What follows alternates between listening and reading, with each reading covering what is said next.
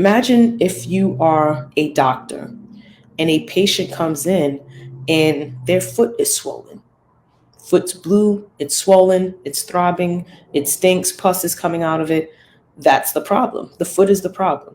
Now, as a doctor, are you going to go and operate on their shoulder? No, of course not. It's the same thing with business. We have to see what is going on and attack that problem and fix that with a long term solution. So you see somebody coming with the foot issue, you drain it, you give them some penicillin, and you tell them, hey, do 3 stretches every week or something to maintain what you got going on.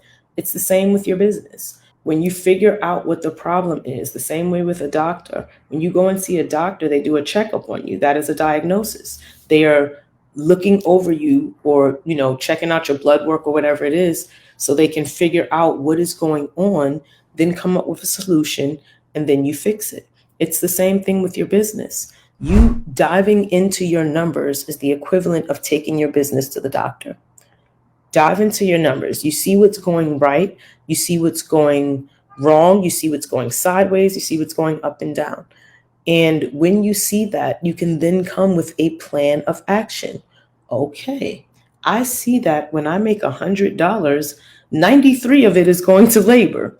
So now that I see that, I can adjust my pricing, adjust my schedule, do what I need to do in order to fix that problem that I've seen that's come up through diagnosis.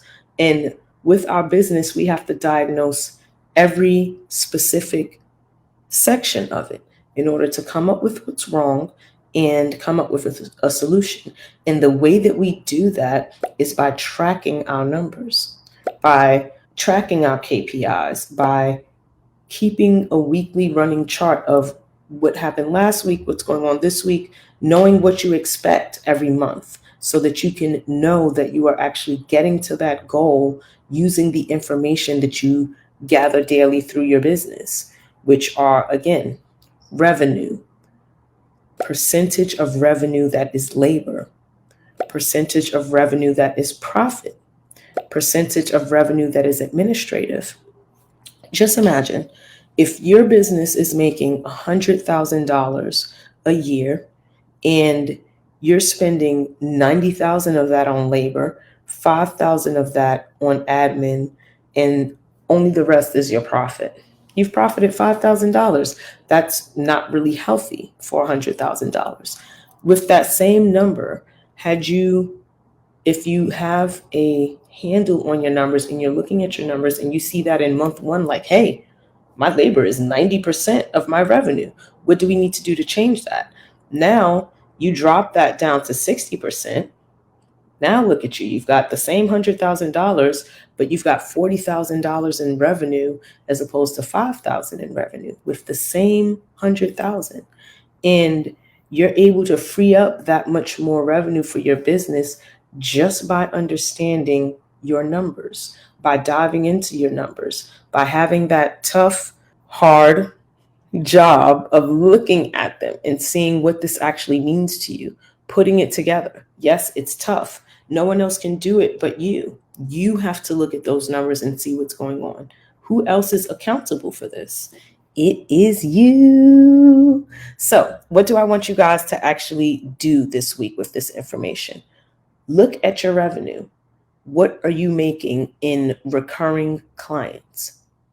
So for each job or each contract, let's say you've got 10 contracts. Take those 10 contracts, put them on a Google spreadsheet, and create some columns on them. 1, what am I making for this job? Let's say $100. Your next column, how much am I paying out for this job? $48, $55, whatever your number is. B, how much am I spending in administrative fees? Your admin fees are not going to change over the month. Just figure out for the month what all of your administrative fees are. Then figure out what your profit is, what you have left. Do that with every single job that you have.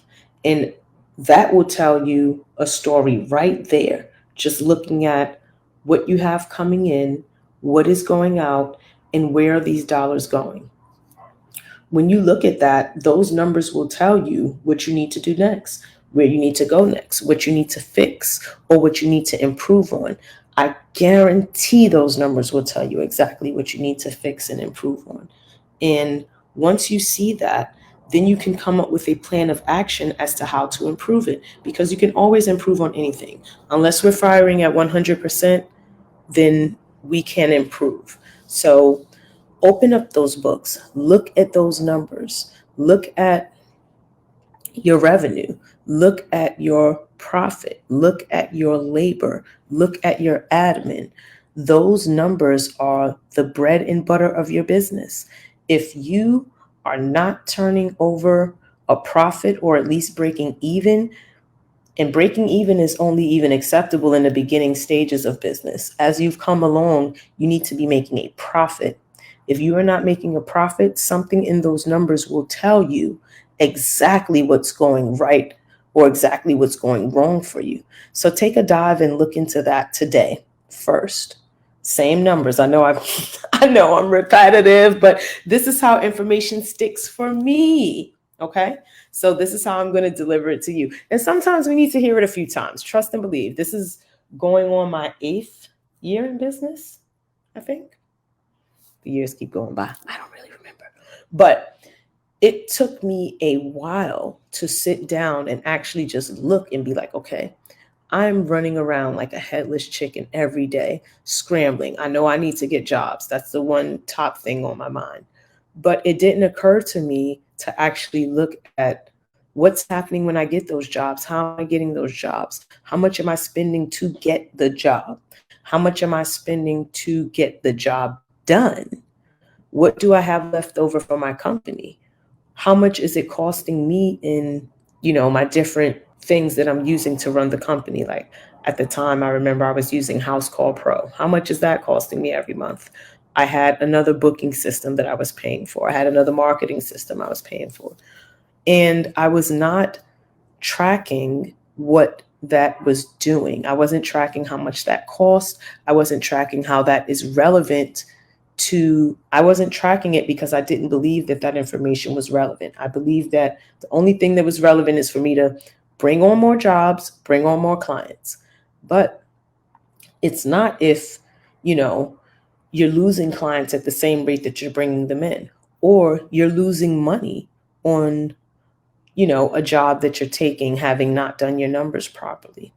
Any of those situations, all of those situations led me to understand that I need to come face to face with those numbers.